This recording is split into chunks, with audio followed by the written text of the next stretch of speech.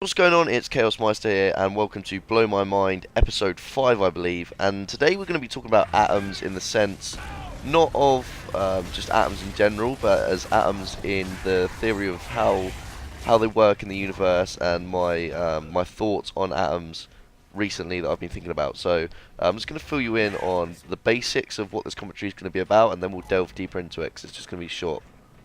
Um, But yeah, I've been thinking about atoms recently, and they're the building block of everything in the universe. People look at atoms and they say, you know, everything in this universe is built up from the same components, which is these atoms, and everything can be traced back to the simplicity of an atom. Now, these make complex structures, and they've been credited with making everything from, you know, a bit of cheese, the atoms in a bit of cheese. These are all just chemical bonding of atoms to the human consciousness itself, which is crazy to believe that something so that we put on a pedestal so much, such as the human consciousness, who we are, can all be accredited with atoms and how they're structured, and that can define personality.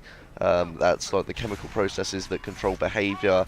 It's pretty crazy. Even if you believe in free will, you're still made up of atoms. But then I guess you have to be made up of something in the first place anyway. I mean, people moan and say, oh yeah, no, we're made up of a soul and all that. But the soul, no matter what you call it, whether you define it as a part of your brain or anything like that, is still restricted to the laws of science, and therefore has to be made up of something, i.e., in this case, atoms. So I don't really mind that thought. I just find it redundant that we have to be made up of some sort of component in the world, some tangible part of the universe. So that in itself is quite cool, but what I wanted to delve deeper in this episode, rather than looking at consciousness and its correlation with atoms, is actually within the atoms themselves. What is there, you know? Because we once thought that the atoms were the smallest part of the universe. You couldn't go smaller, but since then we've zoomed in, found that there's neutrons and electrons within that, and within those neutrons there's like neutrinos and even quartzes, which is just really ridiculously tiny, and it's hard to even bring your mind over how small this is. But what I'm going to do is, before I forget, is I'm going to link a video in the description which I found whilst thinking about this theory in my head, because it's just something that came into my head, and then I thought, oh, you know, is there any credibility to this theory? And I had a bit of digging online, and I found this video. It was called The Power of 10. It was made in 1977, before they knew a lot about neutrinos and quartzes, and they were more just in the know about electrons and neutrons. Now, what I thought the original thinking behind this was, if you can go so small, is there a limit to how small you can go? Because everything in this universe that is complex can then be traced back to a more simple root cause. So, for example, a water atom, H2O, can then be looked at simpler hydrogen and oxygen particles, and so on and so on. But how simple can you get? Is it an infinite spectrum of simplicity?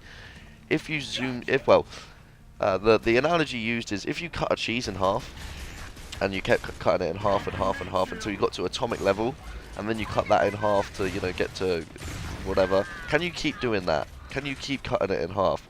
And I thought, well, no, because as soon you're splitting atoms, and you know, that's like nuclear bomb crazy. That's insane. You can't split that.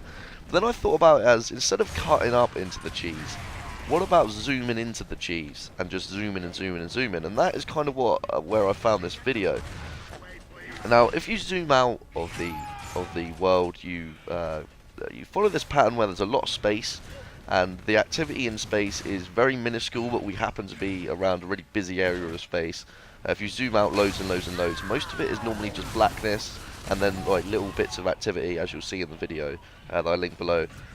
And what's interesting is, as you start to zoom into atoms, and you see these neutrinos and these hives of activity, and then inside that quartzes finally, it really resembles the properties and the way of zooming out. It's really pretty much exactly the same, which makes you think, are we in the middle of an infinite spectrum of size? And for example, we have to be in the middle because there's an infinite spectrum of smallness when we zoom in, and there's an infinite spectrum of bigness as we zoom out.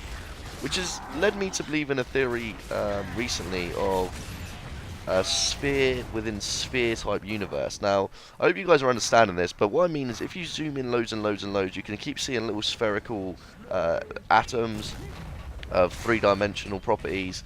You then zoom in even more, you see neutrinos and protons,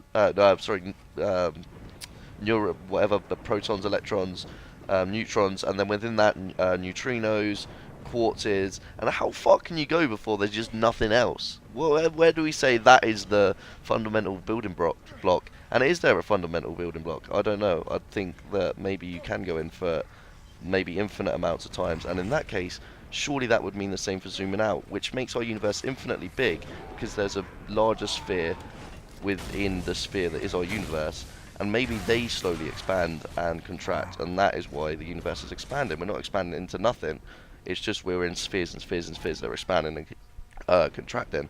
But anyway, guys, if you don't understand this or you need some clarification, ask in the comment section. But I thought I'd just talk to you guys about this because it's been something on my mind, and I'll link the video because it's a really cool video. Let's see if you agree with it, and as always, thank you very much and good night.